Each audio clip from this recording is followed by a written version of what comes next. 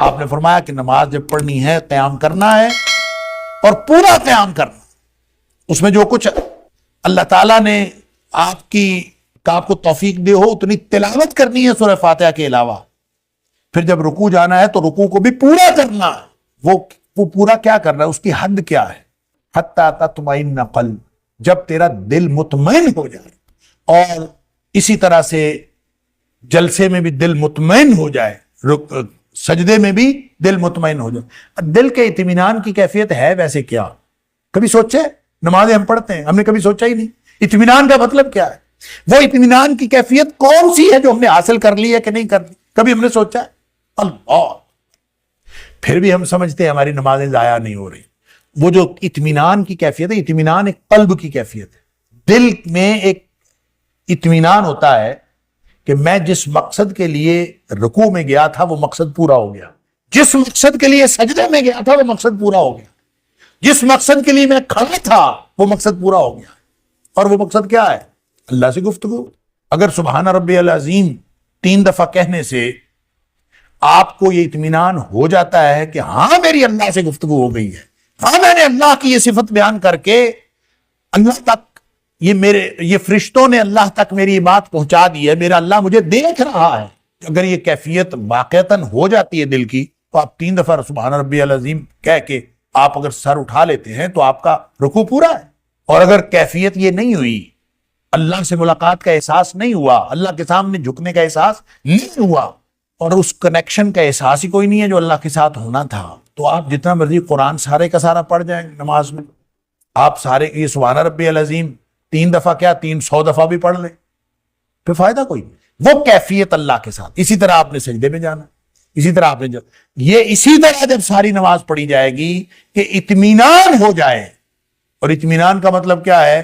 کہ میں آدمی کو ایک قلبی کیفیت حاصل ہوتی ہے کہ ہاں میری اللہ سے بات ہوتی ہے. سبحان اللہ. آپ سورہ فاتحہ پڑھتے ہیں، آپ کو کیفیت نصیب ہوتی ہے کہ ہاں میری اللہ سے بات ہوتی ہے. آپ الحمدللہ رب العالمین کہتے ہیں تو آگے سے آواز آتی ہے، حمدنی عبدی، میرے بندے نے میری تعریف بیان کی. سبحان اللہ، سبحان اللہ.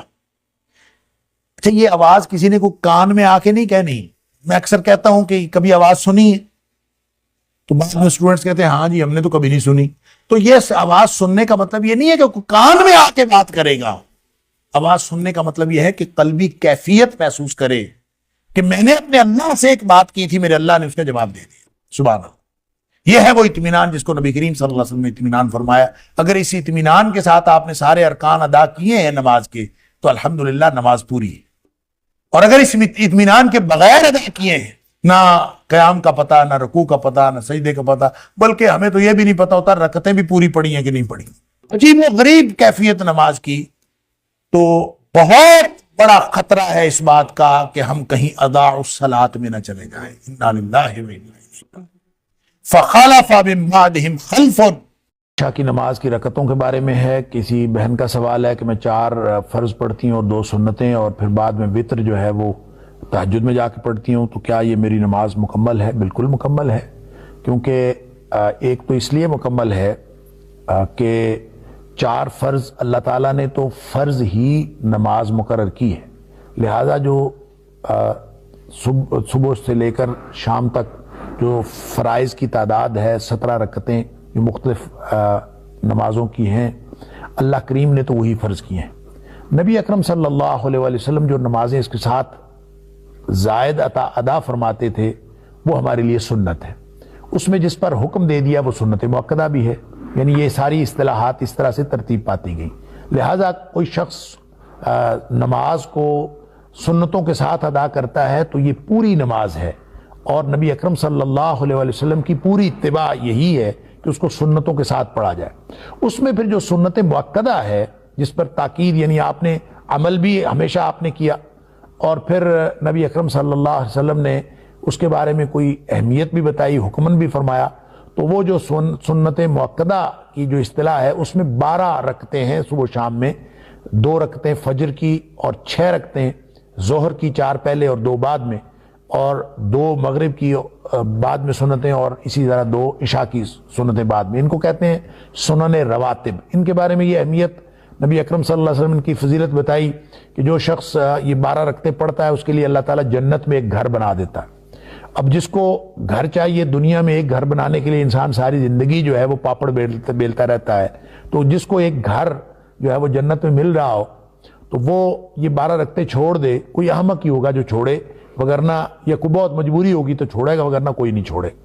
اس لیے ان سنتوں کی پابندی کرنا تو لازمی ہے، اور نبی اکرم صلی اللہ علیہ وسلم سے یہ بھی ثابت ہے کہ آپ نے ان سنتوں میں سے، یعنی جو ظہر کی سنتیں مثلاً ایک دفعہ آپ کی رہ گئی تھیں، نبی اکرم صلی اللہ علیہ وسلم کی ظہر کی بعد کی 2 سنتیں رہ گئیں، اور وہ حدیث میں آتا ہے کہ آپ نے عصر کے بعد بھی پڑھی، یعنی عصر کی نماز ہو گئی، کسی وجہ سے سنتیں رہ گئی تھی اور نبی کریم صلی اللہ علیہ وسلم نے اس کی قضائی بھی دی ہے، گویا سنت مؤکدہ جو ہے وہ بعد میں بھی پڑھی جا سکتی ہے۔ اس نبی اکرم صلی اللہ علیہ وسلم کے عمل سے یہ ثابت ہوا۔ تو جو نماز کی کیفیت ہماری بہن نے بتائی ہے اس میں سنن رواتب یعنی سنن مؤکدہ تو شامل ہیں، لہٰذا یہ نماز ہر اعتبار سے پوری ہے۔ اس کے علاوہ ان کے ذہن میں صرف یہ اشکال ہے کہ عشاء کی جو پہلی 4 سنتیں وہ نہیں پڑھتی، تو کیا یہ نماز پوری ہے؟ تو وہ تو نوافل ہیں، اور وہ آپ پڑھنا چاہیں تو جتنا مرضی پڑھ لیں، اور اگر آپ نہ پڑھنا چاہیں تو اس میں کوئی گناہ نہیں ہے۔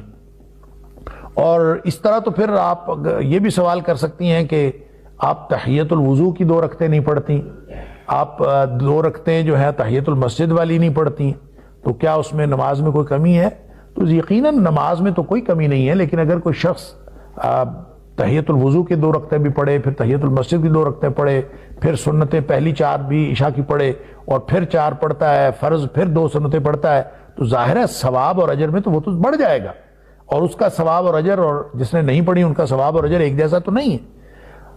تو لیکن نماز کو اگر کوئی کہے کہ 4 فرض اور 2 سنتیں پڑھ لی ہیں تو کیا یہ نماز پوری ہے؟ تو بالکل یہ نماز پوری ہے۔ اور رہ گئی بات وطر کی، تو وطر واقعتاً رات کی آخری نماز کا نام وطر ہے، وطر عشاء کی نماز کا حصہ نہیں ہے، اور عشاء کی نماز کے ساتھ تو اس کے لیے ہے جو شخص عشاء کے فوراً بعد سو جانا چاہے تو وہ عشاء کے ساتھ پڑھ سکتا ہے، وگرنہ یہ رات کی نماز ہے۔ اس طرح سے ہماری بہن نے جو کیفیت بتائی کہ وہ اس طرح نماز پڑھتی ہے، وہ نماز نبی اکرم صلی اللہ علیہ وسلم کے فرامین کے مطابق وہ مکمل نماز ہے انشاءاللہ، اور اس کے اندر کوئی کمی نہیں ہے۔ اللہ تعالی ہم سب کی نمازیں، روزے اور نیکیاں قبول فرمائے، اور ہمیں سنت کے مطابق نمازیں ادا کرنے کی توفیق عطا فرمائے۔ واللہ اعلم بالصواب۔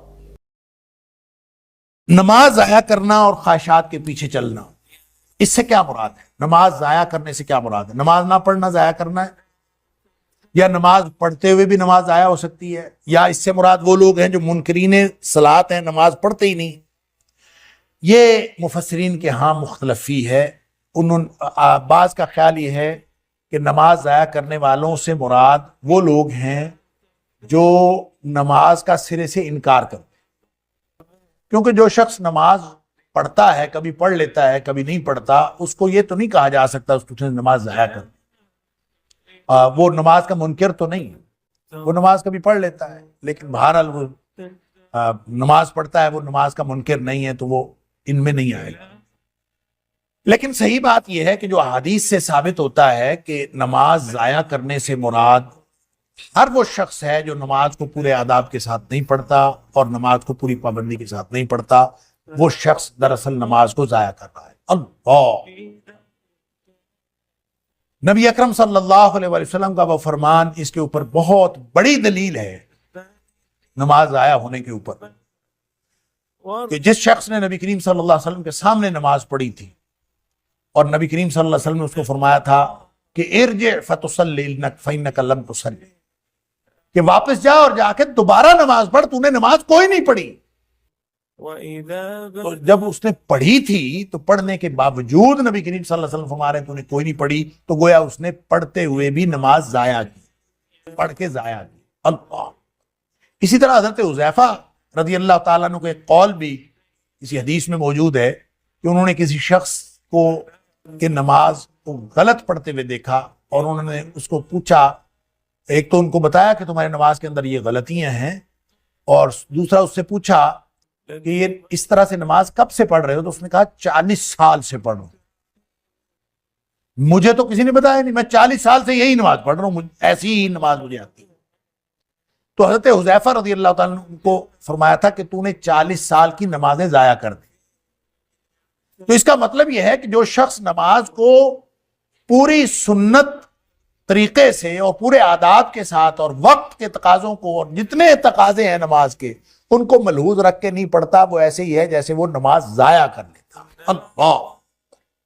फिर जैसे नबी करीम सल्लल्लाहु अलैहि वसल्लम फरमाया कि मुनाफिक की नमाज के बारे में आपने जिक्र करते हुए फरमाया कि मुनाफिक की नमाज ये है कि असर की नमाज को वो जाया कर लेता, असर की नमाज को वो जाया कर लेता। और जाया करने की कैफियत क्या बयान फरमाई? फरमाया वो बैठा रहता है, सूरज को देखता रहता है, बैठा रहता है और सूरज को देखता रहता है। जब सूरज बिल्कुल शैतान के सींगों के दरमियान आ जाता है तो फिर ये उठता है, उठ के 4 ठूंगे मारता है। अल्लाह। बाकायदा उसमें जिक्र है जैसे चोंच मारी जाती है और जैसे ठूंगे मारे जाते हैं, उस तरह ये उठ के ठूंगे मारता है। गोया इसकी नमाज नहीं, नमाज जाया होती। तो इन सारी बातों से ये पता चलता है कि अदाउस सलात, नमाज जाया करने से मुराद सिर्फ नमाज का इनकार नहीं है, नमाज पढ़ते हुए भी जाया की जा सकती। और फिर खास तौर पर वो लोग जो नमाजें अपनी मर्जी से पढ़ते हैं, कभी 3 पढ़ ली, कभी 4 पढ़ ली, कभी 5 भी पढ़ ली, तो अपनी मर्जी से पढ़ी। इसका मतलब है वो अल्लाह की नमाज तो पढ़ते ही नहीं है। अगर वो अल्लाह के लिए नमाज पढ़ते हों तो अल्लाह ताला ने 5 फर्ज की हैं, 4 तो फर्ज नहीं की। जिसने किसी दिन 4 पढ़ ली है और वो कहता है मैंने नमाज पढ़ ली है, तो इसका मतलब है उसने अपनी मर्जी से ये मेयार बनाया है कि जिसने 4 पढ़ ली है उसने भी पढ़ ली। बाज लोग फजर और मगरिब की पढ़ लेते, कहते हैं हाँ अल्लाह का शुक्र है पढ़ ली। तो फजर और मगरिब तो फर्ज नहीं की अल्लाह ताला। तो जो शख्स फजर मगरिब पढ़ के या 4 नमाजें पढ़ के, बल्कि मैं कहा करता हूं कि 5 में से 4.25 भी अगर किसी ने पढ़ ली, स्टूडेंट्स ऐसा करते हैं कि 4.25 कैसे हो सकते। कहने का मतलब यह है जो जरा भी उस नमाज में कमी करके फिर समझता है कि मैंने नमाज पढ़ ली है, तो इसका मतलब है वो अपनी मर्जी की नमाज पढ़ता है, वो अल्लाह की मर्जी की नमाज नहीं पढ़ता।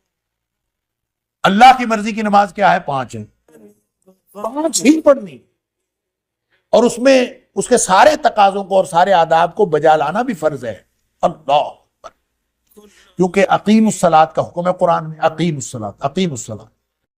दीन की बात फैलाना सदक़े जारिया है। सवाब की नीयत से वीडियो को शेयर जरूर कीजिए। जज़ाकल्लाह।